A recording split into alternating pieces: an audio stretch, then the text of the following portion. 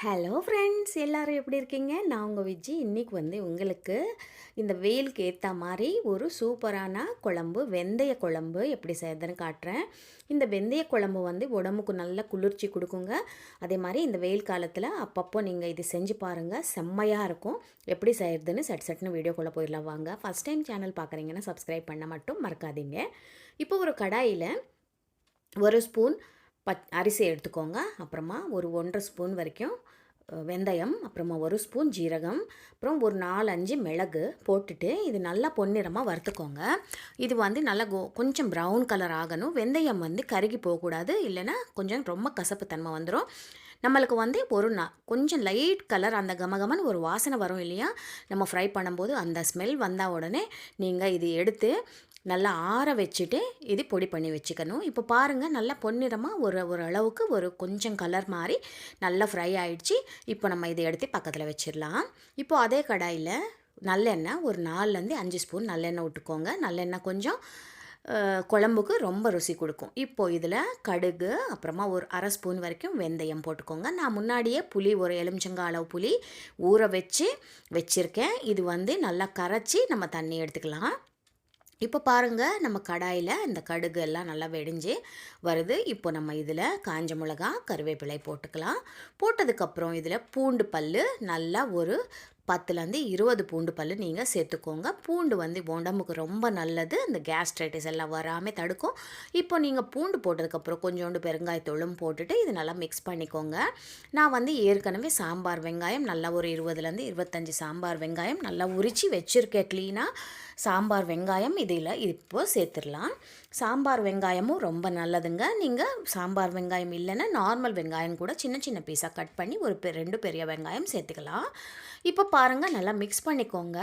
இந்த பூண்டு கலர் நல்லா மாறிட்டே வருது பாருங்கள். இப்போ இந்த வெங்காயமும் நல்லா கொஞ்சம் ஒரு வாட்டி ஃப்ரை பண்ணிக்கோங்க. இப்போ இதில் 2 தக்காளி பழம், நல்லா பழுத்த சிவப்பான தக்காளி பழம் 2 எடுத்துக்கோங்க. இது நல்லா கட் பண்ணிக்கோங்க. இந்த மாதிரி நீங்கள் வேணும்னா இது மிக்சியில் அரைச்சிட்டு ஜூஸ் கூட சேர்த்துக்கலாம்.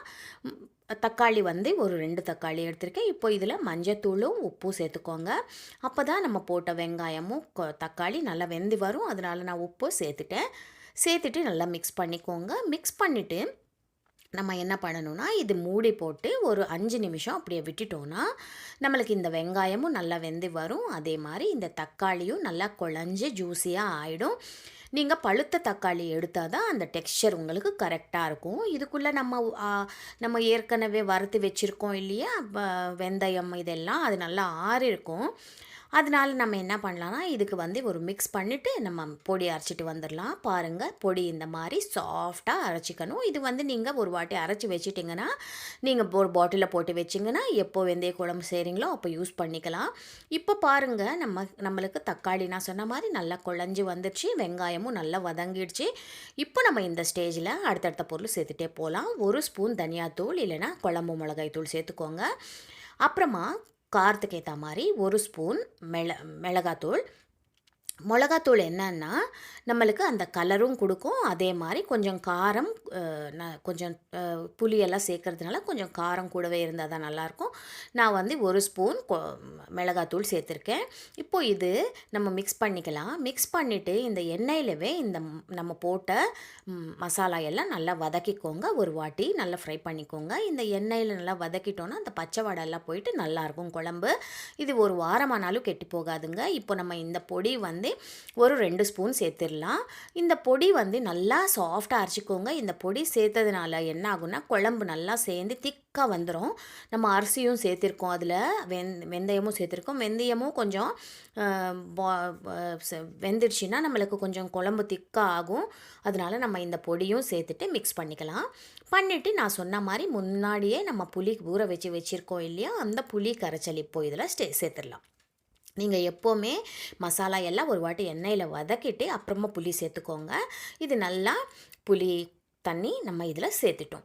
சேர்த்ததுக்கப்புறம் நல்லா மிக்ஸ் பண்ணிக்கோங்க. உப்பு செக் பண்ணிக்கோங்க. நம்ம ஃபஸ்ட்டே உப்பு போட்டுட்டோம். ஆனாலும் இப்போ புளி தண்ணி சேர்த்ததுக்கப்புறம் ஒரு வாட்டி உப்பு செக் பண்ணிக்கோங்க. செக் பண்ணிவிட்டு உப்பு தேவைன்னா கொஞ்சோண்டு உப்பு சேர்த்துக்கோங்க. சேர்த்துட்டு இது நல்லா மிக்ஸ் பண்ணிவிட்டு ஒரு 5லேருந்து 7 நிமிஷம் நல்லா இந்த குழம்பு கொதிக்கட்டும். இந்த குழம்பு எவ்வளோ நல்லா கொதிச்சுட்டு அந்த எண்ணெய் நம்ம போட்ட எண்ணெய்லாம் மேலே அப்படி மிதந்து வரும். இப்போ இதில் ஒரு 1/2 கப் தண்ணி சேர்த்துட்டு நல்லா மிக்ஸ் பண்ணிக்கோங்க. மிக்ஸ் பண்ணிவிட்டு இந்த குழம்பு நல்லா கொதிக்கட்டும். இது எவ்வளோ கொதிக்குமோ அவ்வளோ அந்த பச்சை வாடை எல்லாம் போயிட்டு இந்த குழம்பு நம்மளுக்கு 2-3 நாள் வச்சு சாப்பிட்லாம்.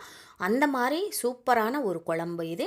இது குழம்பு வச்சு அன்றைக்கி விட நெக்ஸ்ட் டே இன்னும் சூப்பராக இருக்கும். நல்லா நம்மளுக்கு இந்த கஞ்சியில் தொட்டி சாப்பிட்றதுக்கோ இல்லை சாதத்தில் பிசைஞ்சு சாப்பிட்றதுக்கோ சூப்பராக இருக்கும். பாருங்கள், இப்போ நல்லா மேலே எண்ணெய் மிதந்து வருது பாருங்கள். இந்த ஸ்டேஜில் நீங்கள் ஸ்டவ் ஆஃப் பண்ணிடலாம்.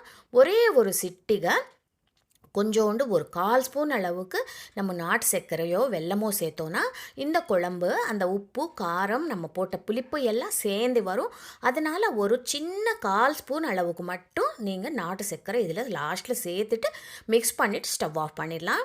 ஸ்டவ் ஆஃப் பண்ணிவிட்டு அப்படியே அந்த குழம்பு நல்லா கொதித்து தளன்னு எப்படி இருக்குது பாருங்கள்.